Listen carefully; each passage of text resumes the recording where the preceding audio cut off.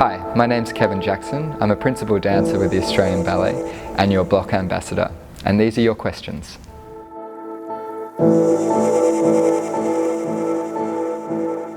I agree that ballet is a competitive industry, but I've always been of the understanding that it's better to be competitive within oneself and not compare yourself against other dancers, but to be honest with yourself what your strengths and weaknesses are, and from there each day improve yourself, and that's what I've always done.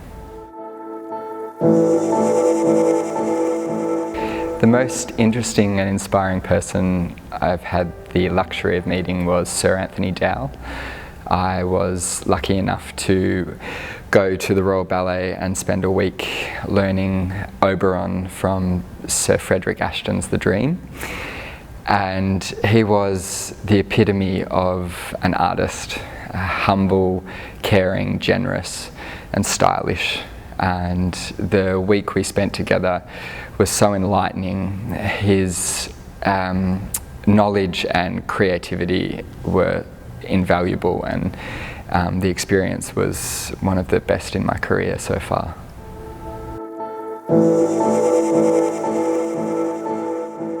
I can't remember a time in my life without dance. It's always been my sanctuary.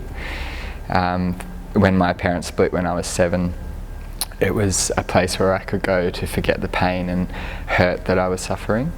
And even now, to this day, when life throws us curveballs, it's my place to go forget and have solitude and let out my expression and feelings.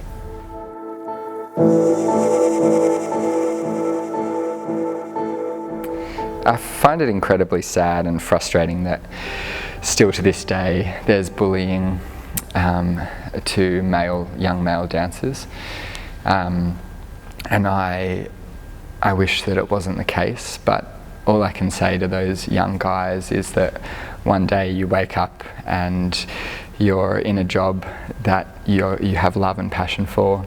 You're surrounded by people that are supportive and you feel are your family, and people look up to you and give you a lot of encouragement and support to what you've achieved and what you give to the art form. So just try and get through that time, and people grow and people mature, and those bullies soon go out of your life and you're surrounded by dance.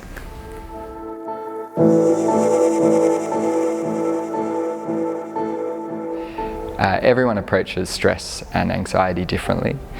For me, preparing myself physically and mentally, building up to a show is the most important thing, so I feel comfortable when I'm out on stage.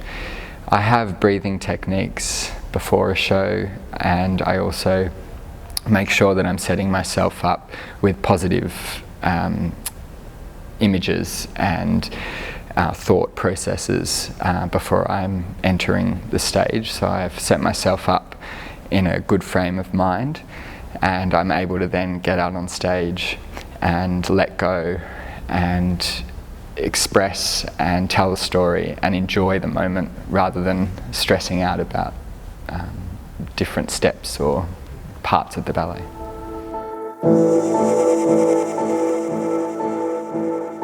I think that's a really tricky question, because a lot of the roles I play end in tragedy or heartbreak, and I don't really want to put myself in that situation.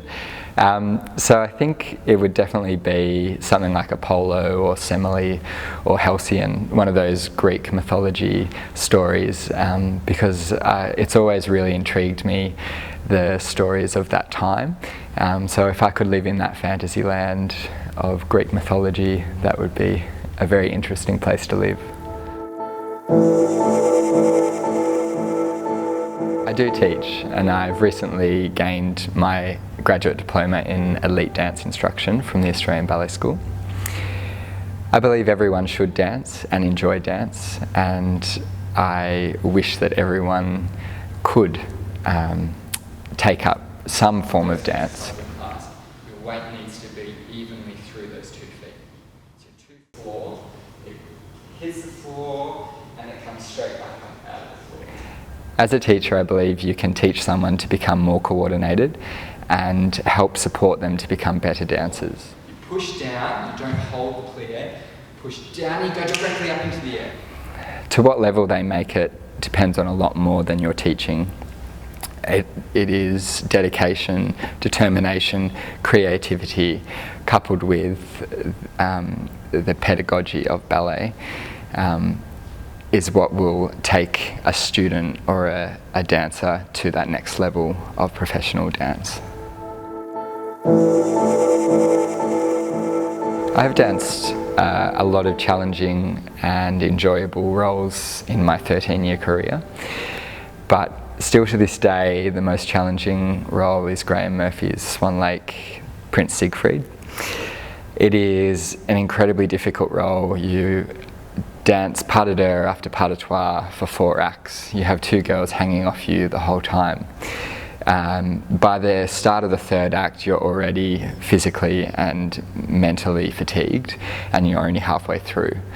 You spend the time in a 3-piece suit and you're sweating profusely, and by the end of the ballet you're just completely and utterly exhausted. And most of the time at the start of it I am thinking to myself, am I going to be able to get through this time? But in saying all of that, it's the most incredible, enriching character to dance, and it's a very rewarding production to take all around the world. So I feel very fortunate to have the opportunity to dance it, but it is extremely difficult.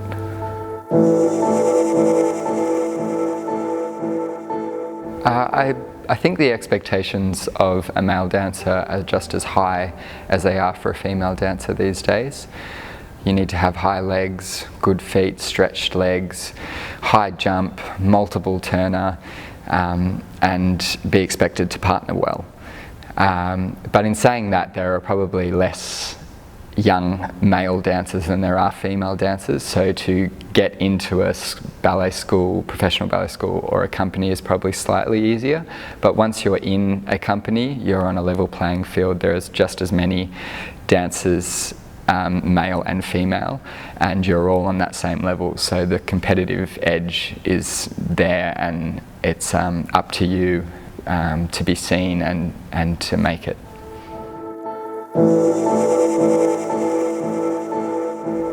Funnily enough, the biggest misconception that people still ask me is, how do you get up onto those point shoes and how do you dance on your toes? And I have to explain that it's males don't dance with point shoes and that we're mainly jumping and partnering. So I'm still surprised at how many people ask me that question around the world.